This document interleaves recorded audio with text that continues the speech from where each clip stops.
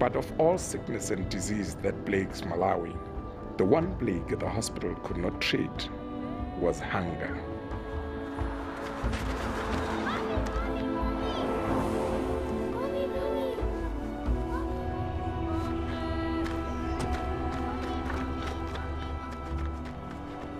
We have no food.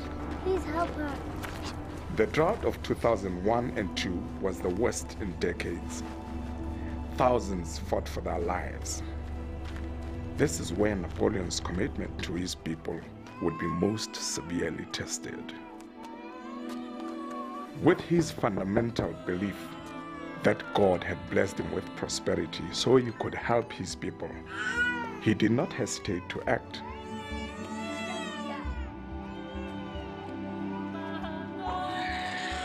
However, as word of his generosity spread, 10 became 100, and 100 became many, many more. It was not uncommon for villagers to walk for days, knowing he was their only hope for food. Everyone came to know and respect the name Napoleon Dzombe. Napoleon soon needed all his workers to help with the daily food distributions, causing his business interest to cease operations. Saving his people had become his highest priority.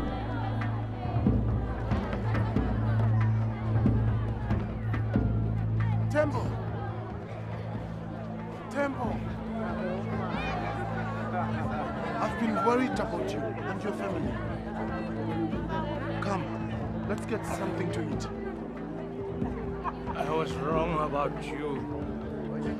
You are doing much good here. It's okay. Let's help each other. Still, as successful as Napoleon had become, he could not carry his people forever. It would be a matter of time before his resources would fail. He could not keep up with the demand, nor could he keep people from dying. You helped to save me.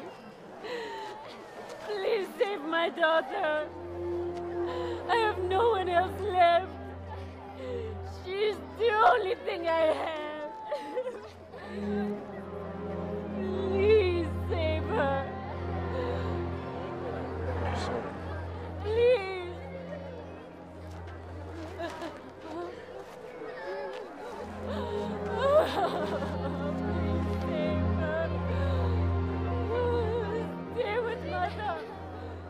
He had never known an obstacle such as this, one he was simply without strength to remove.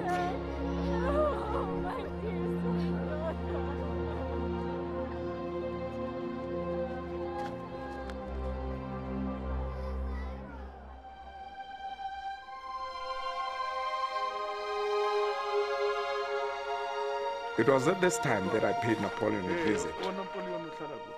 My student, who had traveled to foreign lands, built successful businesses, and had done so much for his people.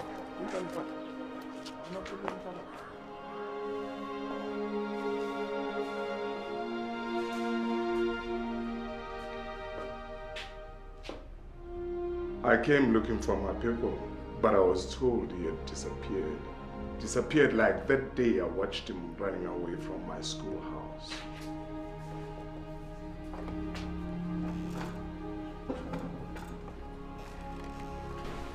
What has happened, Napoleon? Couldn't watch my people die.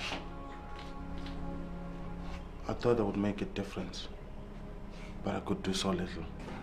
Of all the students that I've counseled over the years, you were the one that I mostly wished to succeed. When you left, I wanted to run after you. Not to bring you back, but to go with you. To do the things I knew you would do and help in the way that I knew only you would. There are so many in need. And no matter how hard I try, still they come. And still they ultimately die. You have sown the seeds that will change lives here, Napoleon. It will take time. But your people need you now more than ever. But I have nothing more to give. It's not your money they need. It's your vision, your leadership, your example. You still have much to offer, Napoleon.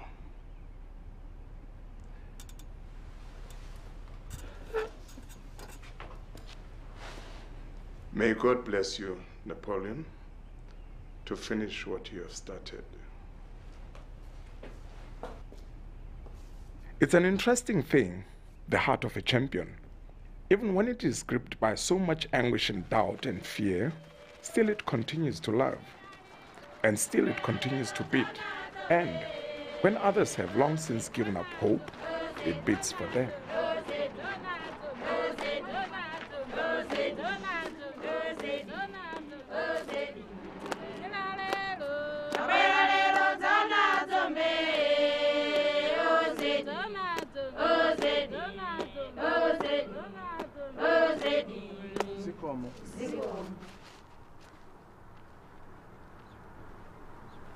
These are such good people. I cannot watch them die. Neither can I leave them to die. I'll finish my work. Out of darkness into light. Napoleon had taken many steps before in his life. However, the step he took that day would redefine his life's mission and direction. After missionaries in Malawi sent requests for aid, supplies began to pour in. Napoleon became the primary figure in organizing and distributing the much-needed relief. Everyone was required to sit on the ground until each had received his share. There was no pushing or shoving, just equal distributions according to need. But to merely feed and clothe them would not be enough. To ultimately survive and prosper, Napoleon knew they must learn to feed themselves. He implemented new irrigation techniques and set up training farms to teach villagers how to increase their productivity. He provided incentives such as additional articles of clothing to those who followed his programs. As farmers were rewarded, others joined in until thousands were participating. With the help of several contributing organizations, Napoleon completed the hospital and began treating inpatients and distributing needed medical supplies throughout the region. He constructed an orphan village just below the hospital, so the country's many orphans could live in a healthy and loving environment. And he built a vitamin plant which provided vitamin-enriched meals near the hospital as well. He was truly making every effort to raise the standard for his people. And so, my students, please remember to listen to your heart, as did my friend and student Napoleon Dzombe. Your contributions, whatever they might be, can make a significant difference to your home and to your community. The heart of a champion, you have it in you. Let it move you forward to become the person you want to be.